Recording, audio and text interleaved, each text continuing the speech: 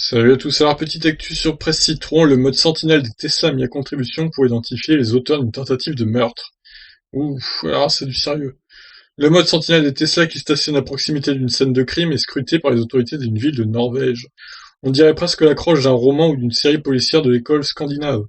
Dans la nuit du 5 juillet, le maire de la commune de Sandafjord, située dans le sud-est de la Norvège, a eu la désagréable surprise d'être réveillé par des odeurs d'essence et de fumée, provoquées par un début d'incendie entre un garage et sa maison. L'édile a réagi promptement en sortant de chez lui, et l'affaire aurait pu être classée sans suite, mais un faisceau de soupçons conduit les autorités locales à penser qu'il pourrait s'agir d'un incendie criminel, voire tout simplement d'une tentative d'assassinat.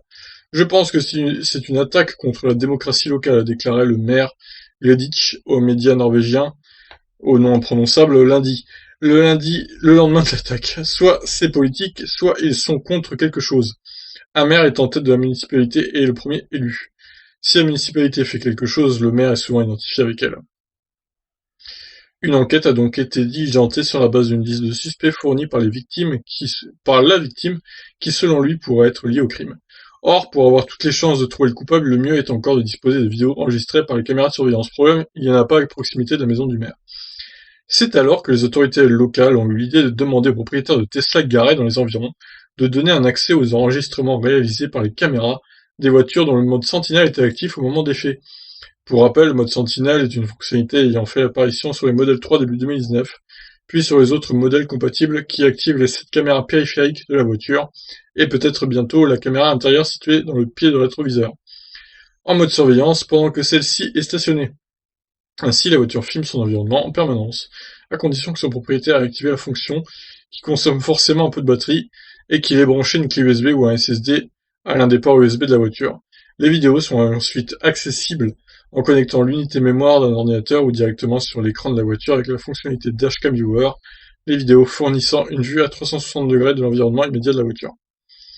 Bon alors, dernier paragraphe du coup.